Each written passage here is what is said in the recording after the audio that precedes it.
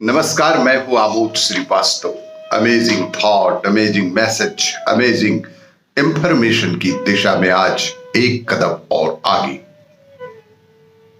आज के इस दो चिंतन का विषय है कर्म सचेतन प्रक्रिया और मन के निर्णय से चलना मुश्किल। आपको यह मेरा वीडियो अच्छा लगे तो लाइक करें, शेयर करें और लाल बटन दबाकर सब्सक्राइब अवश्य करें। साथ ही बेल आइकन दबाना बिल्कुल ना भूलें। आज के इस प्रथम चिंतन का विषय कर्म एक सचेतन प्रक्रिया।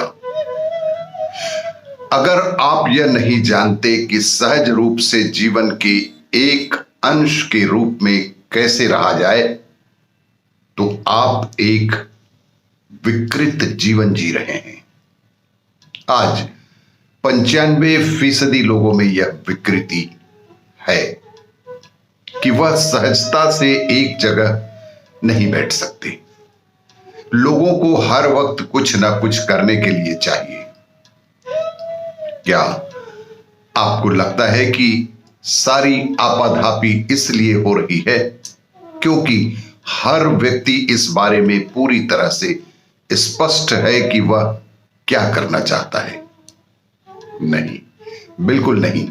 वे लोग बाध्य हैं कि वे कुछ किए बिना रह ही नहीं सकते।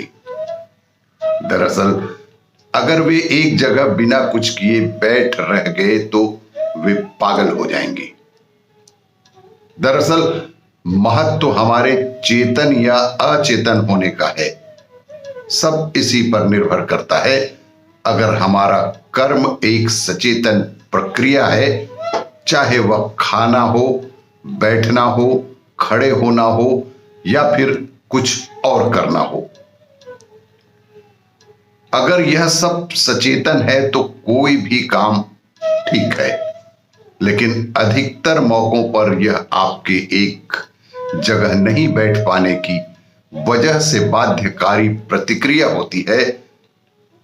योग शब्द का मतलब है मिलन। मिलन का मतलब है कि आप कुछ चुनते नहीं हैं। एक बार अगर आपके पास चुनने का विकल्प खत्म हो जाता है तो फिर हर चीज आपके साथ यही मौजूद होती है। क्योंकि अब आप सचेतन हो गए हैं कि हर चीज आपके अस्तित्व का हिस्सा है, तो अब वह गतिविधि सचेतन हो जाती है। यही कर्म एक सचेतन प्रक्रिया है। आज के इस दूसरे चिंतन का विषय मन के निर्णय से चलना मुश्किल। आप जिसे मैं कहते हैं या जिसे एक कीड़ा, केचुआ या गंदगी कहते हैं, बुनियादी रूप से सब एक ही है।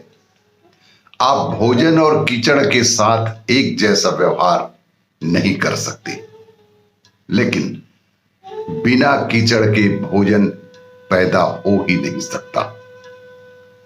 आज जो भोजन है वह कल फिर से गंदगी में बदल जाएगा, फिर से मिट्टी में बदल जाएगा।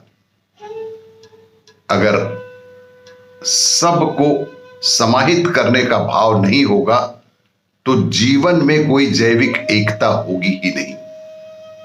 इस जैविक एकता के अभाव में इंसान का संघर्ष अंतहीन हो जाता है। शुरू में यह एक मानसिक समस्या के रूप में शुरू होगा और बाद में आप जैसे जैसे तरक्की करेंगे, आप भावनात्मक रूप से निराशा से भर उठेंगे। अगर आप आगे और भी तरक्की करते हैं तो यह एक शारीरिक रोग का भी रूप ले सकता है। दरअसल हम जीवन की एकता से दूर होने की कीमत भी तो चुका रहे हैं। जैसे जैसे हम जीवन के साथ जैविक एकता खोते जाएंगे, वैसे वैसे हमारी दशा खराब होती जाएगी। तब हम नई नई बीमारियों की खोज करेंगे। वैसे दुनिया में इसकी शुरुआत हो चुकी है। अगर आप जीवन व जीवन बनाने वाले पदार्थों जैसे कि धरती जिस पर आप चलते हैं, पानी जो आप पीते हैं, हवा जिसमें आप सांस लेते हैं, या फिर आकाश जो आपको थामे हुए है, इनके साथ जाने अनजाने सचेतन या अचेतन रूप से अपनी दूरी बना लेंगे तो विकृति तो आएगी ही। बेहद बेहद महत्वपूर्ण बात कि जो हमारे जीवन से जुड़े अंग हैं, उनके साथ यदि आप जाने अनजाने सचेतन या अचेतन रूप से दूरी बना लेते हैं तो निश्चित रूप से आपके भीतर भी विकृति आना असंभावी है। तब आप एक गरिमापूर्ण जीवन ना होकर एक विकृत जीवन होंगे, क्योंकि आपने जीवन बनाने वाले पदार्थों जैसे कि धरती जिस पर आप चलते हैं, पानी, हवा, आकाश, इस सब को प्रदूषित कर दिया है। इसीलिए मन के निर्णय से चलना बेहद मुश्किल होता है। पर्यावरण संरक्षण इस दिशा में बेहद महत्वपूर्ण और कारगर सिद्ध हो सकता है। आपको ये मेरा वीडियो अच्छा लगे तो लाइक करें, शेयर करें और सब्सक्राइब अवश्य करें। धन्यवाद।